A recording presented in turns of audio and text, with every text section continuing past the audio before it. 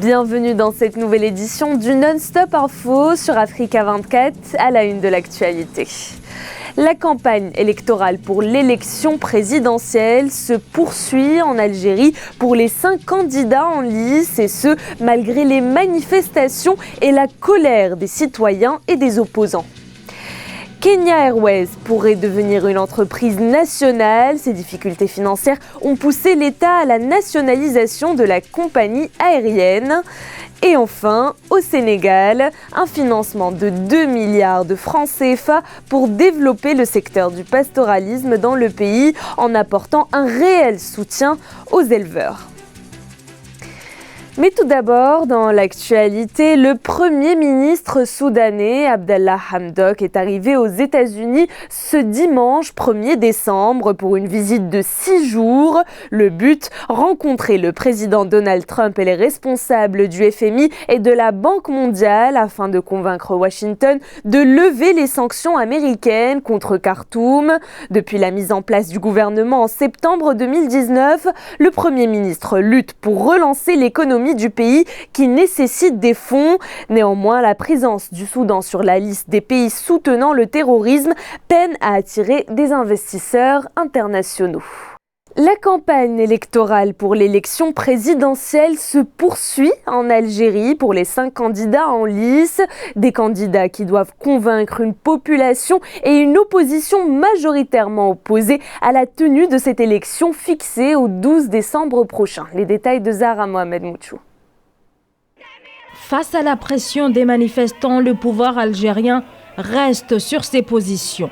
L'élection aura bel et bien lieu à la date prévue. La campagne se poursuit ainsi alors que le déroulement et l'issue de cette élection fixée au 12 décembre reste incertaine en raison de son rejet par le mouvement de contestation. À moins de 2 semaines du scrutin, l'opposition, notamment du côté du Front des forces socialistes, on continue d'exiger le report de l'élection et l'instauration d'une période de transition. Le peuple algérien aujourd'hui œuvre à empêcher cette élection. Ils sont en train de s'organiser pour empêcher cette élection. Ils la rejettent d'une manière pacifique. On veut pour une fois avoir une élection libre. Et pour avoir une élection libre, on a dit qu'il faut un dialogue. Un dialogue ouvert. Il faut qu'il y ait une conférence nationale ouverte. Même lors du jour, on va le faire ensemble. Les instruments de la transition, nous, on a signé un pacte politique pour l'alternative démocratique. Dans ce pacte, qu'est-ce qu'il y a ? Il y a une véritable transition démocratique qu'il faut mener ensemble. Une élection largement rejetée et pour cause. Les 5 candidats en lice, les ex-premiers ministres Ali Benfis et Abdelmajid Tebboune, avec à leur côté Asdine Mioubi, Abdelaziz Belaïd et Abdelkader Bengrina, ont tous participé ou soutenu les 2 décennies de la présidence Abdelaziz Bouteflika. Le pouvoir veut aller à la contre-révolution. Il est en train d'organiser la contre-révolution. Et toute révolution dans le monde a eu sa contre-révolution. Le pouvoir algérien aujourd'hui, le système, pour se consolider, pour se pérenniser et pour perdurer, veut faire une élection avec ses méthodes. Un régime dont les Algériens veulent désormais se défaire totalement après avoir obtenu en avril la démission d'Abdelaziz Bouteflika, resté 20 ans à la tête de l'État. L'élection va-t-elle se tenir le 12 décembre ? L'armée fait le pari et pour elle, ce scrutin marquera la fin de la contestation. Le bureau de la Commission économique des Nations Unies en Afrique du Nord et la Banque maghrébine d'investissement et de commerce extérieur ont procédé à la signature d'un mémorandum d'entente à la mi-novembre. Ce mémorandum vise à établir un cadre de coopération technique entre les 2 institutions dans les domaines d'intérêt commun, avec comme ancrage stratégique de promouvoir l'intégration régionale au Maghreb. Les précisions avec Corinne Kamsefem et Victoria Sedji. Les pays de l'Union du Maghreb disposent désormais d'un nouvel outil pour promouvoir leur développement économique et social inclusif et durable. Un accord a en effet été signé entre le Bureau de la Commission économique des Nations Unies en Afrique du Nord, CEA, et la Banque maghrébine d'investissement et de commerce extérieur. Il s'agit d'un cadre de partenariat pour la coopération technique entre les deux institutions dans les domaines d'intérêt commun pour la promotion de l'intégration régionale au Maghreb. Cet accord permettra de faciliter l'échange entre nos deux organisations de données macroéconomiques, financières et sociales, la réalisation conjointe d'études sectorielles et le diagnostic des économies des pays de l'UMA. Il permettra également de développer l'échange d'expertise et de savoir-faire pour une analyse plus détaillée de l'état des économies et des marchés des pays de l'UMA. Selon la CEA, le commerce intra-nord-africain reste très faible malgré le fort potentiel de complémentarité entre les économies d'Afrique du Nord, notamment la proximité géographique, les infrastructures, les similarités linguistiques et culturelles.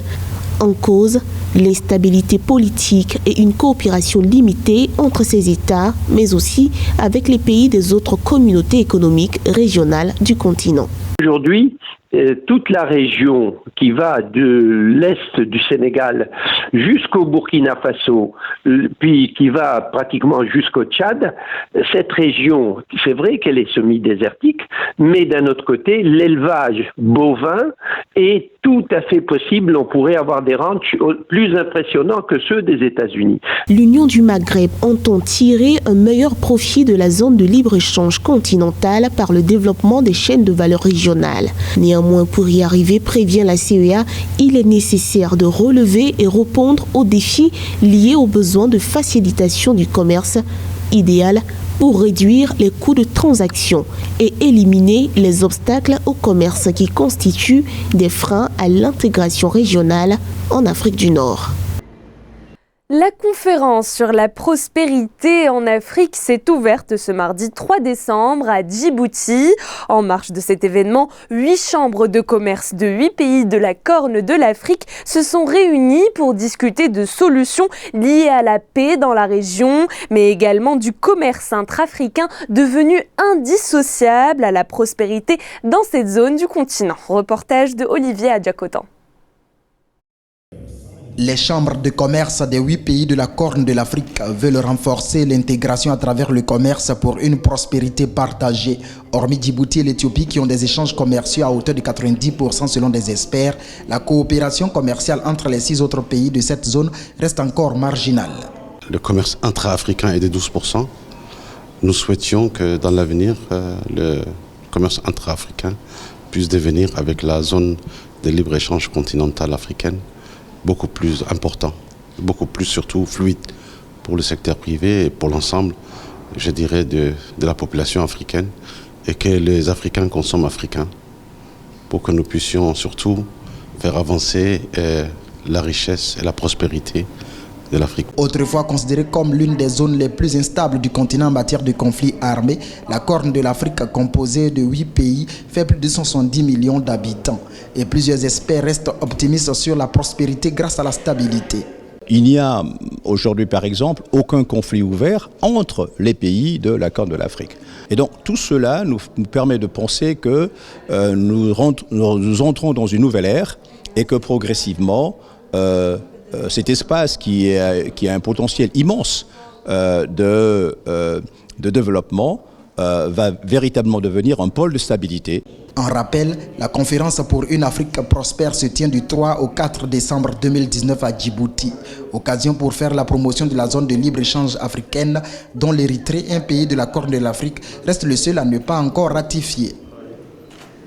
Toujours dans l'actualité, la conférence sur le sida et les IST en Afrique bat son plein à Kigali, au Rwanda, et ce jusqu'au 7 décembre. Cette conférence aborde notamment la question des traitements adaptés aux jeunes enfants diagnostiqués séropositifs, dont le nombre a atteint les 160 000 en 2018 en Afrique subsaharienne. L'initiative Médicaments contre les maladies négligées et l'ONG United ont lancé le Quadrimune, un traitement qui combine 4 principes actifs qui limitent les risques de résistance et qui peuvent être mélangés à la nourriture ou au lait pour les enfants.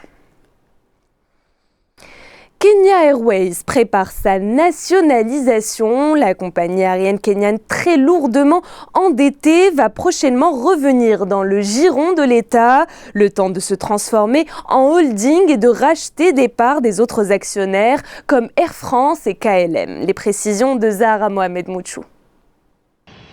Kenya Airways, face à sa nationalisation prochaine, cherche à conserver sa flexibilité et éviter les restrictions imposées par les différents gouvernements, telles que des réglementations plus strictes en matière de passation de marché, une nouvelle stratégie de la compagnie kenyane, un impératif pour le transporteur déficitaire qui compte bien rester compétitif.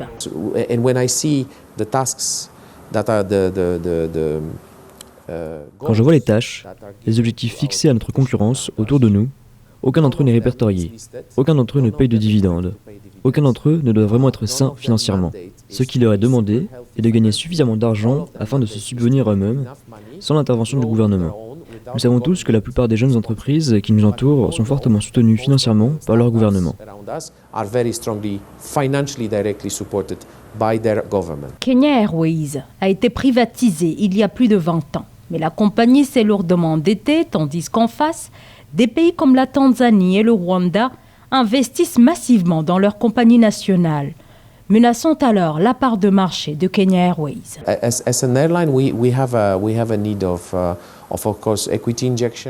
En tant que compagnie aérienne, nous avons besoin d'injecter des capitaux propres, nous avons besoin d'améliorer nos flux de trésorerie et nous avons besoin d'accroître notre part de marché. Par conséquent, si nous avions 450 millions de dollars, 350 millions, nous le ferions. Encore une fois, ce n'est pas un chiffre précis. Les conditions de la nationalisation de la compagnie nationale et son intégration dans une holding publique avec l'aéroport international de Nairobi sont actuellement à l'étude au Parlement qui souhaiterait finaliser la transaction d'ici la fin de l'année. Au Sénégal, les acteurs issus du pastoralisme ont bénéficié d'un financement supplémentaire de 2 milliards de francs CFA. Cette enveloppe, entrant dans le cadre du fonds de résilience du bétail, permettra de renforcer les capacités productrices des éleveurs et de leur assurer une meilleure accessibilité au crédit financier. Le but, développer le secteur et apporter un réel soutien aux éleveurs. Un sujet d'Amenedji, commentaire d'Ange Bijou Nomenio. Auparavant chiffré à 2,5 milliards de francs CFA, le fonds de résilience du bétail au Sénégal, estimé aujourd'hui à 4,5 milliards de francs CFA, devrait connaître une hausse. Ceci suite à la décision du président Macky Sall d'apporter un soutien aux éleveurs face aux nombreux défis que présente le secteur. Je crois que tout ça là, c'est en fait pas dans une politique réfléchie. Il faut peut-être serier les différents problèmes de l'élevage, l'insémination artificielle avec plus de viande et plus de lait, mais le problème de fond restait le problème de l'alimentation. C'est extrêmement cher au Sénégal. Une enveloppe supplémentaire de 3 milliards de francs CFA, soit 4,6 millions d'euros, a également été accordée en faveur du Fonds d'appui à la stabilisation dans le budget 2020 de l'État, en vue de faciliter l'accès au crédit par les populations.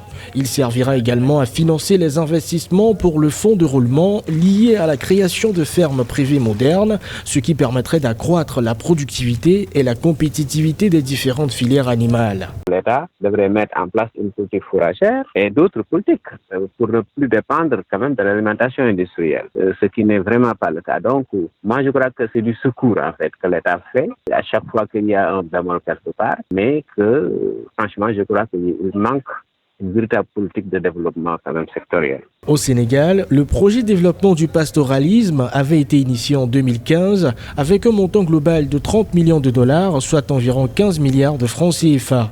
L'objectif est de contribuer à la réduction de la pauvreté et au renforcement de la sécurité alimentaire et nutritionnelle des populations vulnérables dans plusieurs régions du pays. Place à la culture avec la 12e édition de la Biennale africaine de la photographie qui a ouvert ses portes ce samedi 30 novembre 2019 à Bamako. Environ 85 artistes photographes venus d'Afrique et d'autres continents exposeront leurs œuvres jusqu'au 31 janvier 2020. Le thème de cette édition, courant de conscience, veut être un pont entre l'Afrique et ses différentes diasporas. Reportage de Mokhtar Bari. Créée en 1994, la Biennale africaine de la photographie, communément appelée les Rencontres de Bamako, célèbre ses 25 ans d'existence. La 12e édition se tient du 30 novembre 2019 au 31 janvier 2020. Ils sont 57 photographes et 9 collectifs qui exposent leurs œuvres, ainsi que 7 projets spéciaux qui seront présentés à ce rendez-vous international. Il y a beaucoup d'étrangers qui sont à Bamako et qui sont venus nous soutenir dans ces moments difficiles aussi que le pays traverse, parce que pratiquement on a répondu 100% d'invités qui sont déjà là. Donc on peut dire excellent. Ça veut dire que le Mali est toujours une destination et Bamako est une ville choyée. C'est important les images. Les images de voyage, ça parle, ça reste. Donc vraiment, je pense que les photographes, c'est un métier noble. Donc, Barack Obama, on a vu ses photos quand il est devenu président de la République, tout jeune au village, en culotte. Donc, je pense que les images, ça reste et ça va très loin.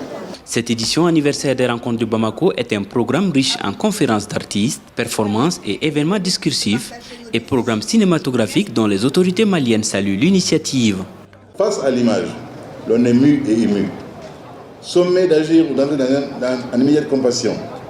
Face au récit de la violence nue, on ne peut jamais détourner le regard au motif que l'on ne parle pas la langue du photographe. D'emblée, l'obligation est faite de voir ce que l'on voit, de ne pas fuir les difficultés, de les assumer. Depuis sa création, la Biennale africaine de la photographie s'est imposée comme un principal événement international consacré à la photographie et à la vidéo africaine, où se côtoient jeunes et vieux du métier, sans oublier toute la diaspora africaine. C'était le journal de la rédaction. Merci de votre fidélité. Dans un instant, une nouvelle édition de l'information sur Africa 24.